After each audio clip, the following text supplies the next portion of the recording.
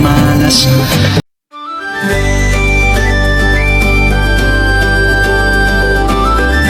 Ang wika ay higit pa sa salita. Ito ay kaluluwa ng ating lahi, tinig ng ating kasaysayan at susi ng pagkakaisa ng sambayanang Pilipino. Magandang araw! Ako si Trisha Macy Puradela at sa bidyong ito, ating pag-uusapan ang kahalagahan ng ating wika, ang wikang Filipino na siyang sagisag ng ating pagkatao at pagkakaisa. Abi mo, hindi nasakit mga ginahambal So ano na nabo? May gintutuloy Napatahiya ng public, so, may iyapuit na abi mo, hindi biskwit, nasakit. tama? At to kita Ang wikang Filipino ay hindi lamang paraan ng pakikipag-usap.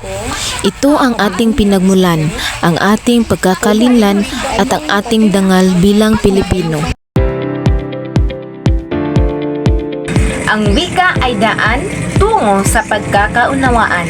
Sa wika, nagiging posible ang komunikasyon, edukasyon at pagkakaisa. Sa simula't simula pa, na pinagbabawal kong mahigpit na gumamit kayo ng mga salitang banyaga. Ang dapat ninyong gamitin ay ang ating sariling wikang Pilipino. Kaya, sa halip na magsabi kayo ng good morning, dapat ang sabihin ninyo, Sa bawat rehiyon ng bansa, iba't iba ang wika. Ngunit, ang Filipino ang nagsisilbing tulay na nagdudurugtong sa atin bilang iisang bansa.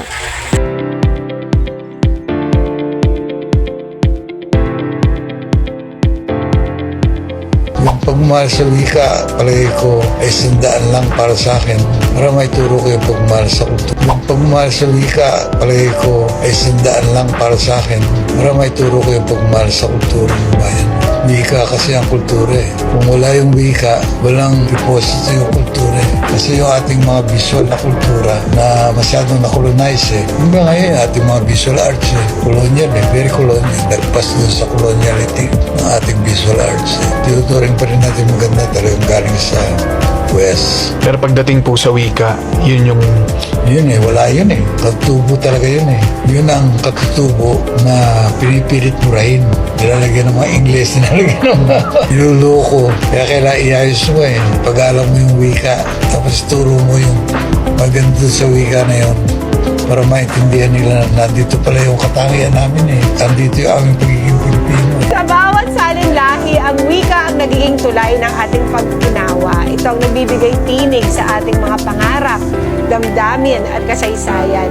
Sa mahigit 7,000 isla ng ating bansa, iba't iba ang ating wika at dialekto. Tama, Bia? Tama, Mama P. Ngunit sa gitna ng pagkakaiba na ito ng mga wikang Filipino, ang naging sagisag ng ating pagkakaisa.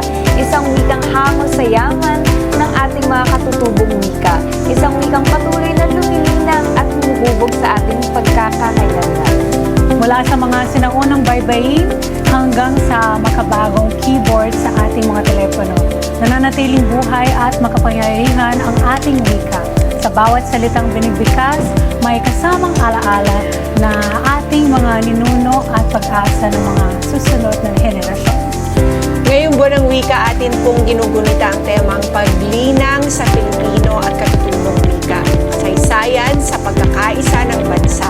Ito'y paalala na hindi lamang simpleng kasangkapan ng wika sa pag-uusap. Ito'y sandata ng bayan sa paglaya. Ito'y salamin ng ating kultura.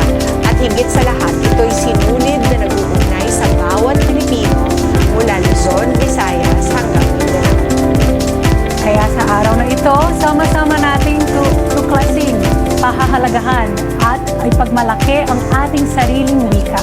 Sapagkat sa bawat pagpapayabong ng ating mga salita, pinatitibay din natin ang ating pagkakaisa bilang isang bansa. E esse é o problema dessa geração de filhos. Primeiro, que a grande parte dele são hóspedes na nossa casa. Hóspedes. Eles não fazem nada. Come, bebe, dorme. Se tu pedir pra fazer Sa panahon ng social media, napapansin nating mas ginagamit ng kabataan ang Ingles o Taglish. Ngunit, hindi ibig sabihin nito na dapat nating kalimutan ang sariling wika. Ang teknolohiya ay hindi kaaway ng wika.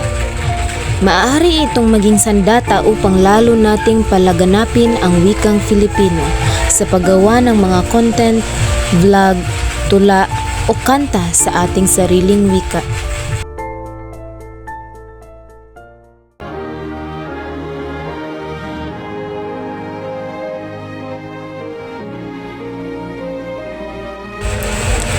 Ang Pilipinas ay binubuo ng mahigit 180 na wika at dialekto. Ngunit sa kabila ng pagkakaibang ito, iisa tayong Pilipino dahil pinag-iisa tayo ng wikang Filipino.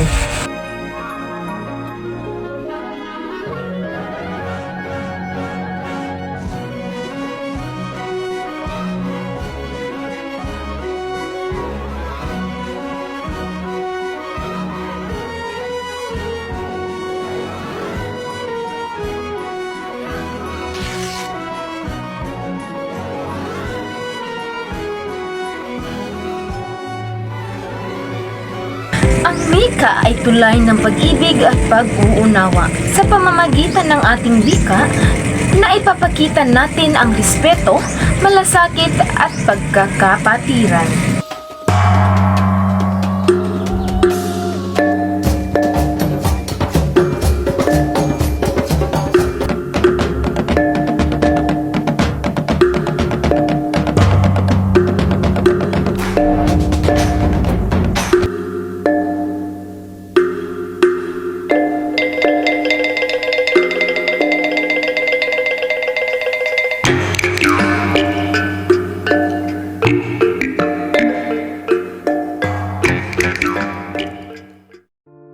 Tubong wika, walay ng bayan.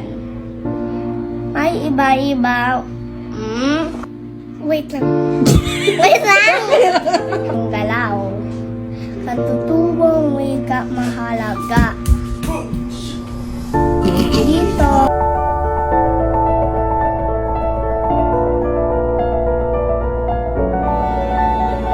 De todos los hombres, de todos los pueblos, de todas las razas y de todos los credos. Cuando llegue ese día, habremos desterrado las fronteras. Ngunit, sa kabila ng kahalagahan ng ating wika, patuloy itong nahaharap sa mga hamon. Marami na ang mas pinipiling gumagamit ng banyagang wika kaysa sariling atin.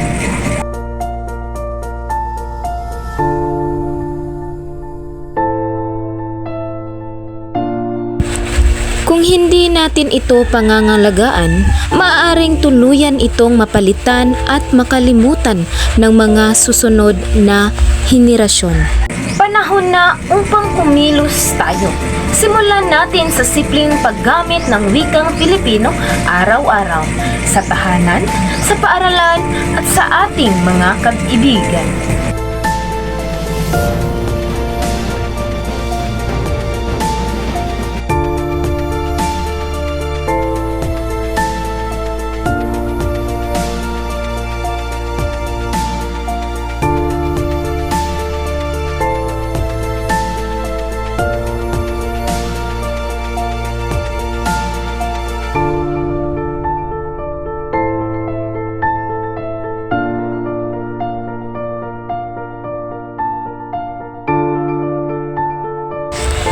Mula sa simpleng paggamit ng wikang Filipino hanggang sa pagyakap sa ating kultura, tayo ay nagiging tunay na Pilipino.